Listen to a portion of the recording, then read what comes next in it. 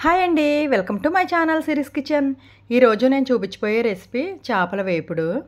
ఇది తవ్వ మీద చేస్తున్నానండి.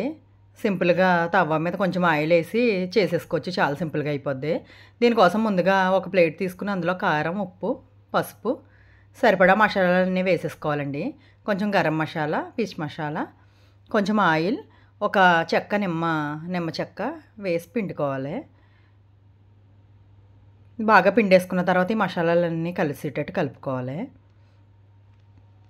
ఇలా బాగా కలిపేసుకుందాం.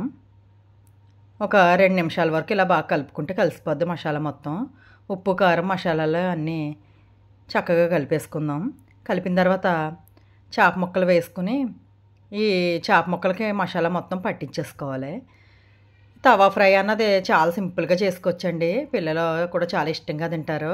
పైన క్రిస్పీగా, లోపల జ్యూసీగా ఉంటుంది ఈ ఫ్రై అన్నది. ఎక్కువ ఆయిల్ కూడా ఏం పడదు. జస్ట్ మసాలాలన్నీ మిక్స్ చేసుకుని చేపలకు పట్టించేసి ఒక 1 అవర్ పక్కన పెట్టేసుకుని తర్వాత ప్యాన్ మీద ఫ్రై చేసేసుకోవడమే. కొంచెం ఆయిల్తో అయిపోద్ది, చాలా సింపుల్గా అయిపోద్దండి. చాలా టేస్టీగా కూడా ఉంటుంది. మీరు ఎప్పుడూ ట్రై చేయకపోతే ఒకసారి ఇలా ట్రై చేయండి.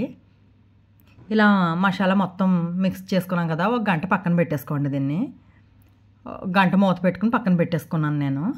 తర్వాత ఇలాగ ఒక తవాన తీసుకున్నాను.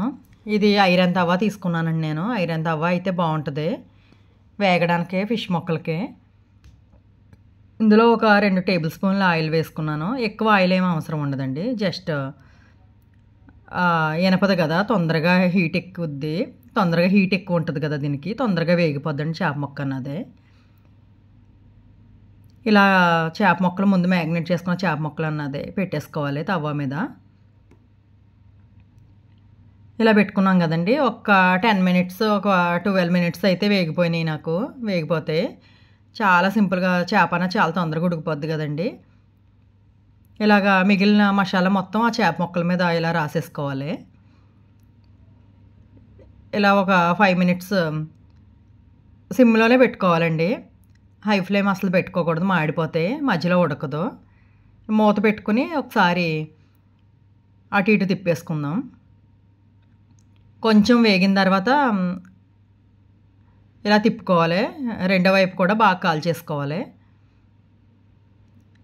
చూడండి, ఇలా చేప ముక్కలన్నీ ఇలా టర్న్ చేసుకున్న తర్వాత మళ్ళీ మూత పెట్టి ఒకసారి రెండో వైపు కూడా బాగా మగ్గించుకుందాం. మూత తీసి చూస్తే చక్కగా రెడీ అయిపోయినాయి కదండి చేప ముక్కలు. ఆయిల్ మొత్తం మనం వేసిన ఆయిల్ కూడా కొంచెం పీల్చుకుని మొత్తం మసాలా మొత్తం బయటకు వచ్చి ఇలా చక్కగా వేగినాయి. ఇది ఒక చేప ముక్క వేసుకుని కొంచెం మసాలాతో అన్నం కలుపుకుని తిన్నా కూడా చాలా బాగుంటుందండి. లేదు చారు, పప్పు చారులో కూడా చాలా బాగుంటుంది.